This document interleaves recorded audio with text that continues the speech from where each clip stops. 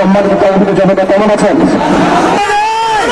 রাসূলকে অপমান করে সেই মাটিতে আমরা ভালো থাকতে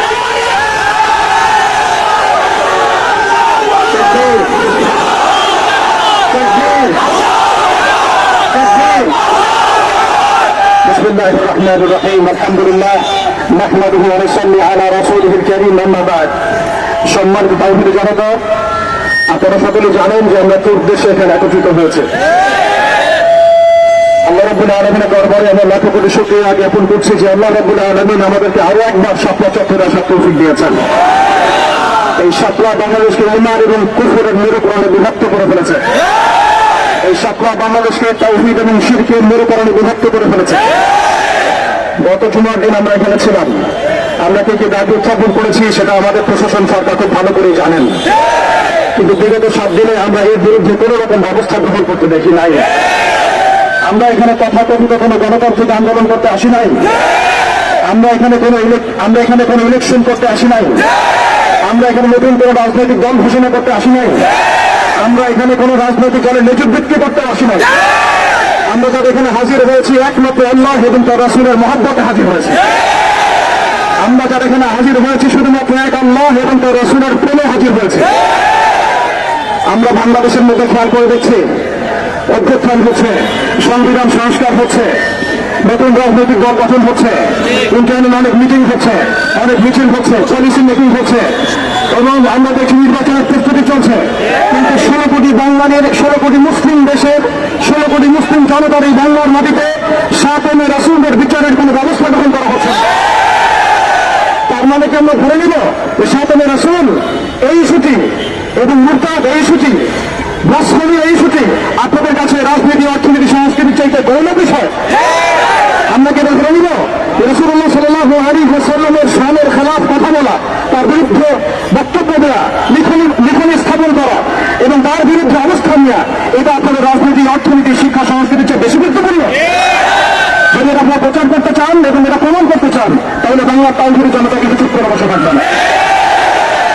তাওহীদের জনতা আরেকটা বিষয় আমি স্পষ্ট করতে চাই, সেটা হচ্ছে বাংলাদেশে কেউ হিন্দু ভোট আমাদের কোনো আপত্তি আছে? কেউ বৌদ্ধ হলে আমাদের কোনো আপত্তি আছে? খ্রিস্টান ধর্মাবলম্বন হলে আমাদের কোনো আপত্তি আছে? কেউ যদি নাস্তিকও হয়ে যায় আমাদের কোনো আপত্তি নাই। নাস্তিকতার দোহাই দিয়ে সেই লেভেলকে ব্যবহার করে যখন আপনি আল্লাহ এবং রাসূলের সামনে প্রযুক্তি করবেন আমাদের আপত্তি তখনই আমরা ঘরে চুপ করে বসে থাকবো না। আপনি নাস্তিক হয়ে জাহান্নামে যান, আমাদের কোনো আপত্তি নেই। কিন্তু নাস্তিকতার আদলে আপনি মুসলিমদের সেন্টিমেন্টকে আঘাত করতে পারেন না। আপনি কোন ধর্মের তাবেদার হয়ে ইসলাম ধর্মকে প্রযুক্তি করতে পারেন না।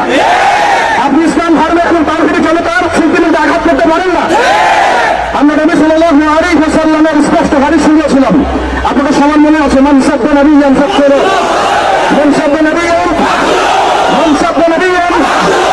এখন আপনারা সবাই জানেন এই দায়িত্ব কার উপর বর্তায়? এই দায়িত্ব বর্তায় আমাদের সরকারের উপরে।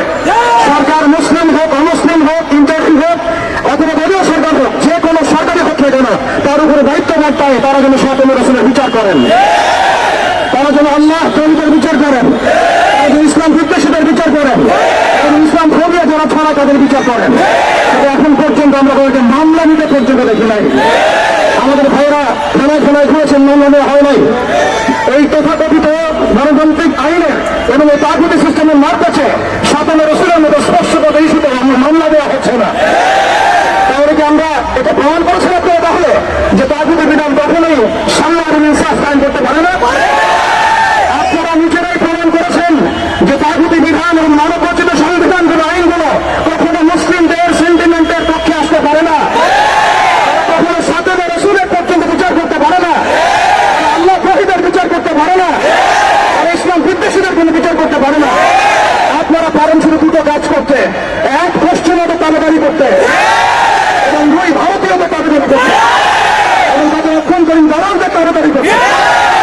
অতএব আমরা আবারও সতর্ক করতে চাই, এই সুস্পষ্ট হাদিসের উপরে আপনারা আমল করেন, অন্যথায় তাওহীদি জনতা শরীয়ত আইন বাস্তবায়ন করার প্রক্রিয়ার দিকে হাঁটবে ইনশাআল্লাহ। ইয়া খিলাফ ইয়া শাহাদাত,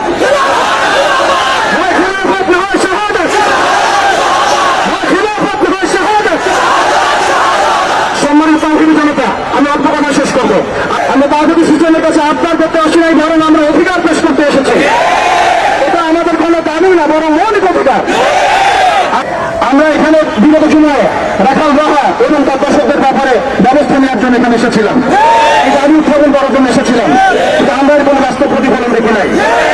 আজকে আমরা আরো বড় পরিসরে দাবি দাওয়া পেশ করবো, বরং এটা আমাদের অধিকার।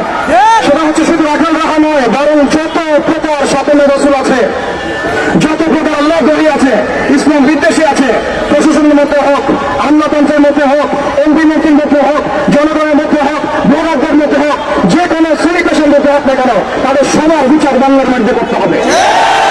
এখানে আমরা শুধু একজন রাখাল রাহার বিপক্ষে কথা বলতে আসি নাই, আমরা রাখাল রাহার যত রকম বছর আছে, তামাদার আছে, সবার বিরুদ্ধে আমাদের অবস্থান স্পষ্ট করতে এসেছে। দ্বিতীয় কথা হচ্ছে, এই সিস্টেম প্রণয়ন করতে হবে এমন ভাবে যাতে আন্তর্জাতিক বিচার ব্যবস্থাকে পর্যালোচনা করে এমন একটা দশমী আইন বাংলাদেশে প্রণয়ন করা হয়, যাতে এই বিষয়গুলো বিচার তো হয় ইন ফিউচার, ভবিষ্যতে বাংলাদেশের মাটিতে কেউ আল্লাহ এবং তার রাসূলকে কটূক্তি করার সাহস না পায়। এমন একটা আইন আমরা প্রণয়ন করতে চাই আপনাদের মাধ্যমে, এবং এমন একটা আইন প্রণয়নের দাবি করতে চাই আপনাদের কাছে, যে আইনের মধ্য দিয়ে আগামীর বাংলাদেশে কোনো প্রজন্ম গড়ে উঠবে না যারা আল্লাহ এবং তার রাসূলকে গালিগালাজ করে। আমরা জানি আপনারা শরিয়া কায়েম করতে পারবেন না, আমরা জানি আপনারা ইমারা কায়েম করতে পারবেন না, আমরা জানি যে আপনারা আল্লাহর বিধানকে আল্লাহ জমিনে বাস্তবায়ন করার ক্ষমতা রাখেন না, কিন্তু অন্তত স্বাতন্ত্রের বিচারের আইনটা বাস্তবায়ন করে নিজেদের ইমান এবং মুসলিমত্বের বিদ্রুত পরিচয়টুকু দেন। জনতা, আমরা শেষ কথা বলছি এটাই, যে আমাদের সরকার এদের বিরুদ্ধে আমাদের অবস্থান নয়, আমাদের প্রশাসন তাদের বিরুদ্ধে আমাদের অবস্থান নয়, আমাদের জনগণ তাদের বিরুদ্ধে আমাদের অবস্থান নয়। আমরা আজকে চাইলে এখানে কোটি মানুষের সমাবেশ করতে পারতাম।